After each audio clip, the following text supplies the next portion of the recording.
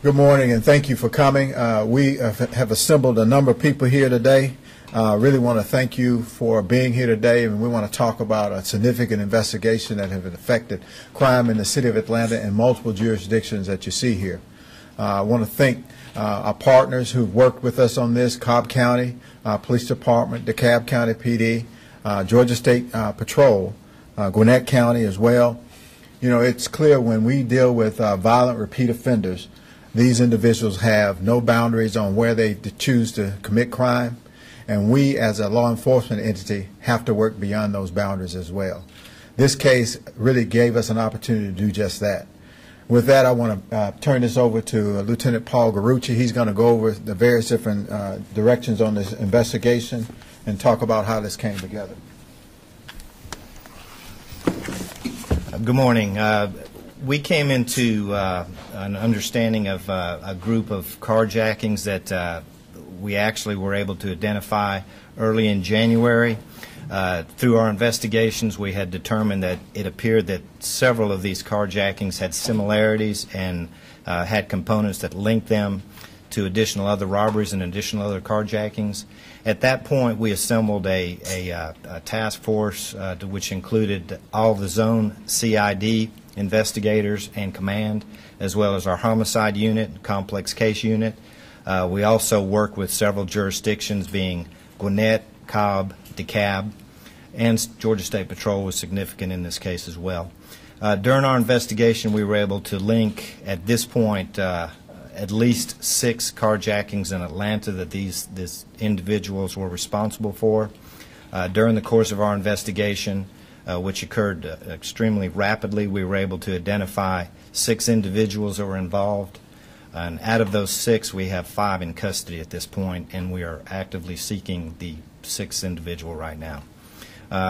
What's been extremely important about this investigation is the cooperation between the multiple jurisdictions that were involved. We immediately recognized the problem. We collaboratively worked our investigations between the different groups and were able to identify suspects quickly and get those individuals into custody. Are there any questions right now? Do they have specific targets, like the women or? Well, right now I'd also like to add that this investigation is still ongoing, and we do believe that there are other incidents that may be connected. So we are asking the public if they have any information on carjackings or can remember, or even if they see some of the video or some of the pictures, if they have any information, to continue to contact us, and we will continue to work them. But at this point, we do believe that they're involved in other crimes that we are actively investigating at this time. We know that this is connected. We know that at least a couple of those carjackings we've done some reporting on before, and those cars were recovered. Have all of the cars that were stolen in these cases been recovered? Well, as far as we know, we have recovered. There have been many cars that have been recovered, and they still are part of the active investigation. When you have a group like this that is hitting in several different locations, can you just talk about how hard it was to set this up and then start talking to the different jurisdictions that ended up catching on? Well, once we recognized a pattern, we immediately went into action with that information. And we already have a structure within our department that when we realize complex investigations or complex crimes being committed, we already have units and teams in place to immediately do follow-up investigation. And we also have a great line of communication with our surrounding jurisdictions, so it was very easy to make that connection. Investigators are very familiar with each other. They reached out, communicated swiftly, and quick action has resulted based on that communication and that cooperation. What similar? I mean, I know you have an investigation, but what similarities? Well, we look at proximity of where the case took place. We start to analyze descriptions provided by the witnesses, and then we have the forensic element of it. So we start to track evidence that's collected, and very quickly we started to link evidence to different crimes and found the similarities. And then we also had detectives really analyzing reports and then reviewing all robberies and all carjackings that occurred, and then we found additional similarities, and we're looking at all of them. So that's why we anticipate additional subjects being identified, and we anticipate additional arrests very swiftly. Just in terms of the public and in terms of the idea of them having to deal with the carjackings and these men moving through different jurisdictions, how satisfying is it to know that this investigation has led to several arrests and you only got one more person out there? We, you know, we're pleased at what we've achieved thus far. However, we're always diligent in our efforts to get violent offenders off the street as quickly as possible. So, again, I'd like to reiterate, as soon as we saw the pattern, we had resources in place, so we were able to get our teams in immediately and bring some swift resolution to these violent criminals. How were the other jurisdictions, or how did these guys sort of cross into these other jurisdictions? What was that involvement in, say, Gwinnett, Cobb, and DeKalb? Well, we can't specifically talk about the individual cases because it still is ongoing. But again, we have a good network of communication between our surrounding jurisdictions. So it's a combination of investigators having the resources and having the relationships already developed. So they reach out to each other, communicate when they see similarities. And again, that was really significant on this. And Georgia State was also significant in a traffic stop that really helped us further the investigation. When you talk about the crimes themselves, I mean, the nature of the specific crime, was it one carjack or two? Was there a pattern that the method was the same? Did they always have a gun? Did they work in pairs? Tell about the carjackings. Yeah. Generally, the way the carjackings are occurring, there are multiple suspects and a weapon is used and the car is taken at force, which kind of leads us into other components of this. We are looking at these individuals to see if they're possibly linked to any other violent crimes up into including homicides. Are you going to classify them as the gang members, or how would you classify this group? We're not going to release any of the information specifically about those individuals, but I will tell you that every component and every part of their criminal enterprise will be investigated, and they will be charged with every applicable violation that we can.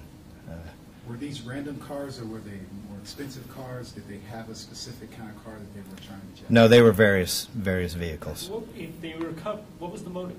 Were they, I mean, was it robbing the victim, the car's owner? Because if they recovered the cars, were they interested in the vehicle, the person driving it? What was the motivation for them doing it? Well, the most motivation or their motive for doing that, we can only speculate right now, and we'd really like to stay away from speculation. But face value, carjacking is a violent robbery, so it is our opinion as we move forward that that's the motive, is a violent robbery. Of the victim, not necessarily the car. Well, it's synonymous. You know, they robbed the victim of their car. Do you know if any of the cars were used in the smashing drive? We're at this point, we're investigating all possibilities, and we're not leaving anything out. So we will take that into consideration, as well as any other pedestrian robberies or any other acts of violence that they may have perpetrated. Besides being carjacking victims, does the victims have anything else in common? We're not going to really talk a lot about the victims for their safety because, like I had mentioned, there may be others involved, and this investigation is ongoing, very dynamic. We're working on it 24/7. So, for the protection of all involved, we're not going to speak directly about any But more so, witnesses. the locations. You know, were they all out late at night, early in the morning hours, or were these various times of the day? They're various times of the day. You know, again, we don't really want to talk about the specifics of the investigation because it is still ongoing, and we certainly haven't come to any closure on it as of yet. When the cars were recovered, were they just in random places, shops, or how were they recovered? They were in various places. And again, that's part of the investigation, so we're not going to really go into depth of where the cars were recovered. You alluded to possible homicides. Yes. Was there a homicide involved in the carjacking, or do you believe that's a separate crime? We have received information that this group may have some connection to some possible homicides. So again, we're looking at every possibility and every crime that they may have been involved in.